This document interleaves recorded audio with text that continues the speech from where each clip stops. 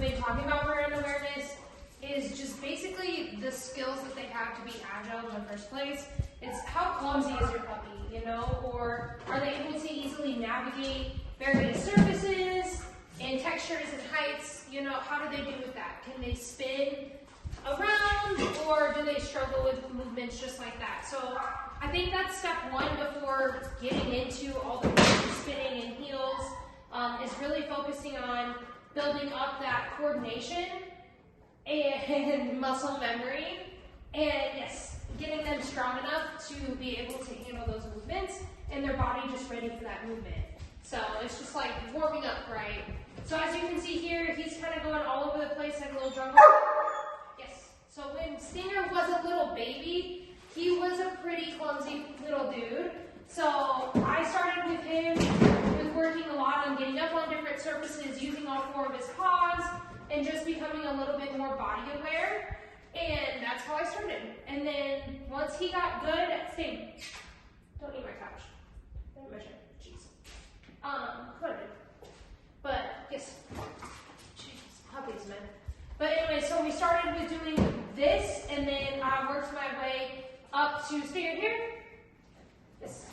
So with Stinger, I also want him to be able to walk strongly on his back feet. So I started doing movements like this, where he has to follow me and then go side to side. So then moving side to side. So again, just getting those back feet moving independently. Yes, so that he's more aware of his body and what to do with it. And then once he started getting good at that, he added in some spins, making sure he was capable of going both directions. He can go pretty quickly now, so definitely go slow with your puppy at first. He thinks I'm going to put him in a heel because I was slow him. But definitely take your time, get your dog understanding their movements, work on backing up with them. So, good job. Backing up is another great way to get your dog a little bit more body aware. If you need to, they're moving all over the place, like when you're backing them up, if they're going like that, and A, look at your hand position, because obviously I was pushing him that way,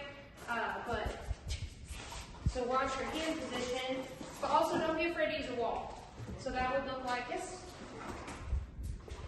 So that would look like. So then using the wall. I know there's a lot of people who use bowls to teach rear end awareness. Personally, it's just another thing to fade for me, so it's just not my style. But there's a lot of great creators who use bowls, so I'll definitely check them out and see what method works well for you. I'm back with Erebus here. Oh shit. And we are going to show you a little bit more on rear end awareness and what that looks like. So again, it's about building up that mobility and muscle memory. So Eric's here. That can look like walking with your dog like this. So just going forwards and then asking them to go sideways. Here, teach the screaming.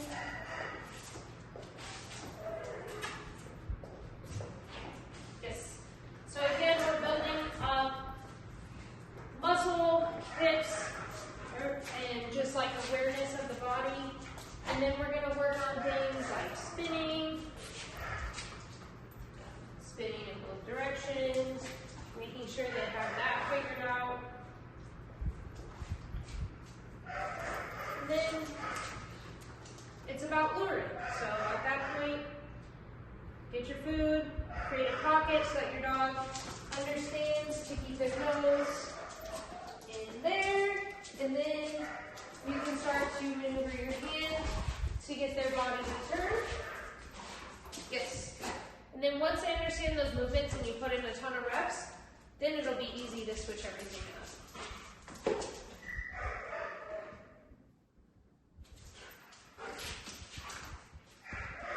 make sure they go sideways, backwards. Backwards is really helpful too. Yes, good form.